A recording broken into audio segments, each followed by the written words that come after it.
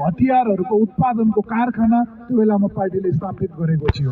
त्यो बेलामा आन्तरिक रूपमा हतियारका कम्पनी, हतियारहरू उत्पादन हुने, साना साना पिस्तोलहरू उत्पादन हुने अनि ग्रेनेड लगायतका बमहरू उत्पादन हुने त्यो कम्पनी नभनौँ, त्यो हतियारको कारखाना पार्टीको नेतृत्वमा त्यो बेलामा स्थापित थियो। र शान्ति प्रक्रिया आइसकेपछि सम्भवतः अहिले यो रेडियोबाट लाइभ पनि गइरहेको होला यो कार्यक्रम, रेडियो ती फती भन्ने अहिले पनि मन्थलीबाट त्यो सञ्चालित छ। त्यो बेलामा राजनीतिक रूपले त्यसलाई हामीले चाहिँ तीर्थ गौतम फत्त बहादुर इस्माली मगर र दिलमाया बमजनको नाममा रेडियो तिफदी अहिले पनि त्यो स्थापित भएको छ। तिफदी सलाम भनेर तिफदीको नाममा सलाम गर्ने, लाल सलाम गर्ने अभियान एक समयमा चलेको थियो।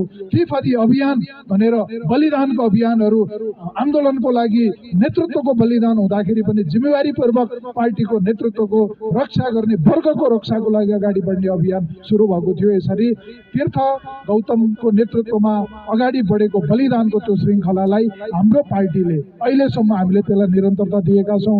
हुन त यहाँ प्रश्नहरू पनि छन्, राजनीति प्रश्नभन्दा बाहिर छैन। नेताहरू हामीहरू छौँ, यहाँ प्रश्नहरू छन् हाम्रा बारेमा पनि, हाम्रो नेतृत्वको बारेमा, हाम्रा बारेमा, समाजमा अनेक थरी पार्टीका बारेमा प्रश्नहरू छन्। प्रश्नहरू राजनीतिमा प्रश्नहरूबाट भाग्न सकिँदैन। ऐतिहासिक बेथान वीरताको 30औं स्मृति दिवसको सन्दर्भमा हामीले जुन यो कार्यक्रम आयोजना गरेका छौँ, त्यो कार्यक्रममा उपस्थित यहाँहरू सबैलाई म मेरो तर्फबाट, पार्टीको तर्फबाट हार्दिक धन्यवाद ज्ञापन गर्न चाहन्छु। बेथानका शहीदहरू, बेथानको मोर्चा जनयुद्धको बेलामा पनि तत्कालीन युद्धरत नेकपा माओवादीले असाध्यै महत्त्व दिएको एउटा फौजी राजनीतिक मोर्चा थियो। त्यो फौजी मोर्चा जसले देशभरिका सफल फौजी मोर्चाहरूको ढोका खोल्यो। देशभरि जनयुद्ध सुरु भएपछि 2052 सालको फागुन 1 गते तत्कालीन नेकपा माओवादीको नेतृत्वमा देशभरि जनयुद्ध सुरु भयो। 5 ठाउँबाट जनयुद्धको सुरुवात भएको थियो।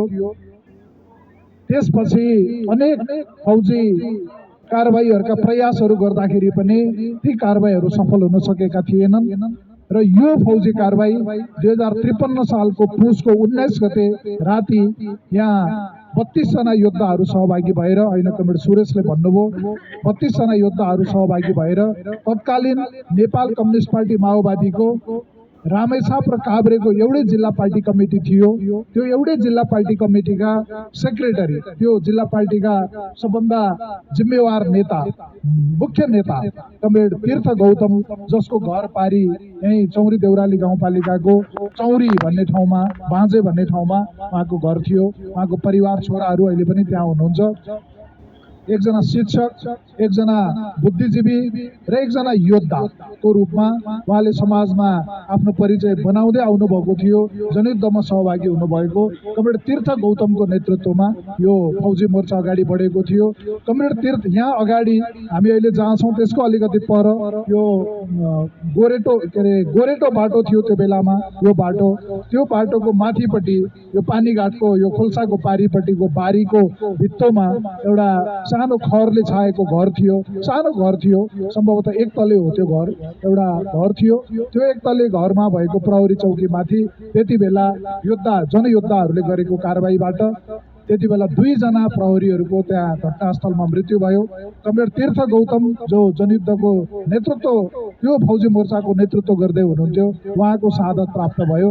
उहाँले शहादत प्राप्त गरे पनि बाँकी रहेका योद्धाहरू डगमगाउनु भएन।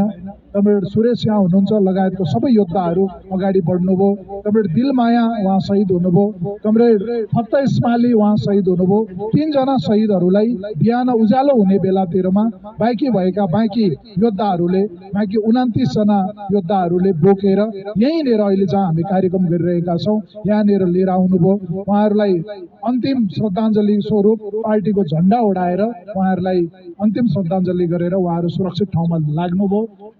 र त्यसरी 2053 सालको पुसको 19 गते जनयुद्धको देशभरि सफल फौजी कारबाही गर्ने एउटा ढोकाको रूपमा, त्यसको पहिलो सफल फौजी कारबाहीको रूपमा बेथानको यो मोर्चा स्मरणीय रहिरहेको छ। त्यसयता ठुल्ठुला फौजी आक्रमणहरू भए, ब्यारेकहरू कब्जा भए, सदरमुकामहरू कब्जा भए, धेरै ठुल्ठुला लडाईँहरू भए, भिडन्तहरू भए, धेरै ठुला मात्रामा हतियारहरू ट्रकका ट्रक त्यति बेला जनमुक्ति सेनाले कब्जा गर्यो।